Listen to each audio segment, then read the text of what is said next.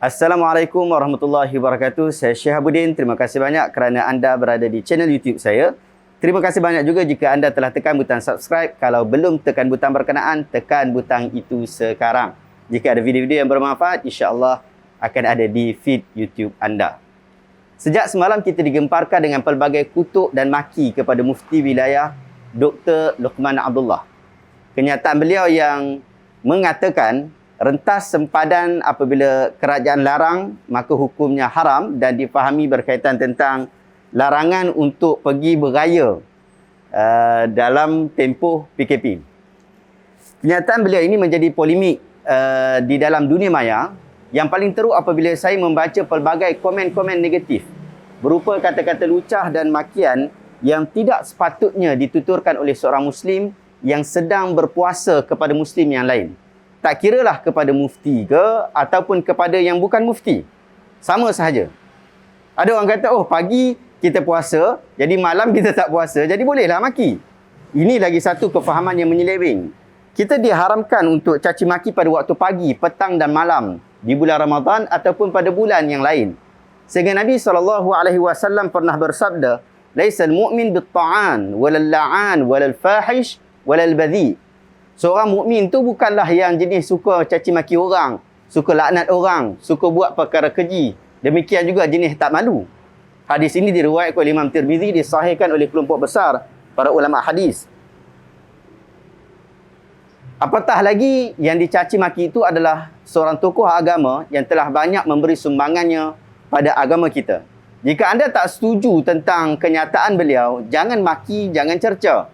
Anda angkat hujah anda kalau anda pandai sangatlah. Sekalipun mufti wilayah yang mempunyai kehebatan ilmu yang tinggi telah mengeluarkan pandangan, anda selaku penuntut ilmu yang mempunyai sudut pandang tersendiri boleh mengeluarkan pandangan yang berbeza. Inilah dunia akademik yang kita mahukan. Sebutkan hujah. Tapi jangan bercaci, jangan maki. Sebab itu adalah perangai orang yang ditentang oleh agama. Bagaimana kita mahu mengangkat agama dengan sesuatu yang dilarang oleh agama? Kita larang orang untuk mencuri dalam keadaan kita pula menjadi perompak. Mustahil agama ajar begitu. Jom kita perhalusi sedikit tentang apa yang disebutkan oleh Dr. Luqman. Moga-moga perbincangan ini akan menjadi evergreen dan terpakai juga pada waktu yang lain. Dr. Luqman ditanya oleh pengacara majlis. Pengacara itu pun bukanlah keluarkan kenyataan sendiri. Dia hanya membaca soalan daripada rakan maya.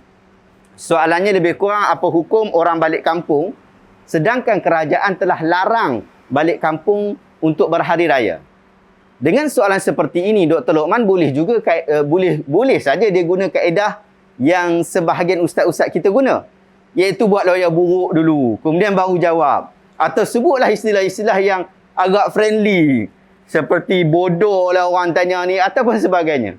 Tetapi selaku mufti yang menjawab jawatan yang tinggi di dalam pentadbiran wilayah persekutuan dalam kerajaan Malaysia, jawapan seperti itu tidak layak disebutkan. Maka Dr. Luqman menyebutkan dengan lenggok bahasa akademik yang ringan, yang lebih ringan. Sebenarnya jawapan yang bakal terbit telah diduga oleh semua orang yang mendapat pendidikan Islam formal. Belajar kaedah pengeluaran hukum, qawaid fiqhiyah, usul fiqh dan sebagainya. Hampir tanya mana ustaz pun, kalau soalan seperti ini, jawapannya pasti sama. Sebab soalan itu adalah soalan yang begitu jelas dan jawapan juga sebenarnya sangat jelas. Sebab itu Dr. Luqman menjawab, itu adalah isu ulul amri. Allah Ta'ala sebut dalam Al-Quran, Ya ayuhalladzina amanu ati'ullah wa ati'ur rasul wa ulil amri minkum. Wahai orang-orang yang beriman, taatlah kamu kepada Allah, taatlah kamu kepada Rasul dan ulil amri daripada kalangan kamu.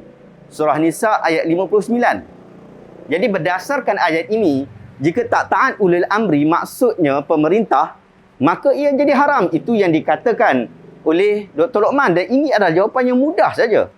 Sebab soalan tu dia dah ada penyikat. Apabila kerajaan larang, maka bila kerajaan larang dalam perkara yang harus, maka perkara harus tadi akan menjadi haram. Contoh, atas jalan raya hang nak pi tekan berapa pun tak ada masalah. Nak bagi kilometer berapa banyak pun tak ada masalah. Harus. Tapi apabila kerajaan telah menetapkan 100 km sejam, maka melebihi had itu adalah haram. Haram daripada sudut undang-undang, haram juga daripada sudut agama. Jelas. Apatah lagi Dr. Luqman tidak membuka isu taat kepada pemerintah ini begitu saja. Beliau ikat lagi dengan hujah bahawa apa yang dilakukan oleh kerajaan itu relevan dengan panduan nas. Seperti hadis yang melarang orang merentas sempadan apabila berlaku ta'un. Kepentingan dalam fatwa adalah kepada maslahat umum. Jangan asyik duk kata, mufti ni lebihkan golongan kayangan saja. Mereka buat apa pun tak ada keluar fatwa apa pun. Jangan kata macam tu. Mufti tak sebut pun berkaitan tentang golongan kayangan ke ataupun sebagainya. Hanya yang lebih-lebih. Lagipun, kenapa perlu keluarkan fatwa sedangkan mereka dah buat salah? Kenapa perlu keluarkan fatwa arak itu haram sedangkan arak memang al-ma'lum fid din bid-darurah? Dan kesalahan itu tidak pun diakui oleh mufti. Kepentingan jabatan mufti adalah maslahat. Oleh itu, Dr. Luqman telah tekankan isu memutuskan rantaian. Kalau dibenarkan rentas negeri untuk urusan sosial, bagaimana rantaian COVID-19 ini akan terputus? Hanya jangan ingat hang seorang saja rindu mak ayah, rindu kampung. Habis itu kami ni tak ada mak ayah kah? Tak rindu kampung kah? Rindu juga. Cuma kedah kerajaan tetapkan macam tu, maka kita kena taat sebagai Muslim yang baik dan warga negara yang mentaati undang-undang. Dulu waktu mula-mula COVID, kes tak banyak. Orang takut sampai tak keluar rumah. Alhamdulillah, kerajaan Malaysia dianggap sebagai kerajaan yang berjaya menangani isu ini dengan baik. Tetapi sekarang kes sudah banyak. Sehari lebih 3,000, bahkan dijangka akan sampai 5,000 lebih pada bulan Mei ni. Takkan kita nak tunggu kes banyak dan semakin banyak, kena kat kita, kena kat mak ayah kita, baru kata tak boleh rentas negeri. Sepatutnya SOP yang kita sudah buat dahulu diteruskan dan lebih diketatkan. Itulah yang dikehendaki oleh kenyataan mufti wilayah. Anda tak boleh kata juga, oh, mufti berikan fatwa tak kena waktu. Sebab beliau ditanya pada waktu ni. Jadi dia memerlukan jawapan pada waktu ni lah. Itulah kerja mufti, seorang yang memberikan fatwa. Bukan maksud dia mesti ulas semua benda. Tapi apabila orang tanya, dia perlu memberikan jawapan. Takkan nak tunggu sampai lepas raya baru nak jawab. Ada juga orang mengangkat persoalan berkaitan tentang kenapa dibenarkan pelancongan tetapi tidak dibenarkan untuk pergi bertemu dengan mak ayah. Ini bukan persoalan di tempat kita. Saya melihat beberapa video daripada Indonesia. Mereka juga mempertikaikan perkara yang sama. Melancong boleh. Tetapi melancong boleh, pergi buat stesen TV boleh, buat kerja NGO boleh. Tapi nak jumpa mak ayah balik kampung tak boleh. So itu mereka pertikaikan dan bukan mereka saja pertikaikan. Kita sendiri pun sentiasa berfikir perkara yang sama. Mungkin kita juga mempertikaikan keadaan itu. Agak tak selaras isu itu. Pun begitu, ini adalah pemilihan daripada pihak pemerintah. Pihak pemerintah telah memberikan penetapan pada perkara-perkara yang harus. Maka sebagai seorang rakyat Muslim, kita perlu untuk mentaatinya.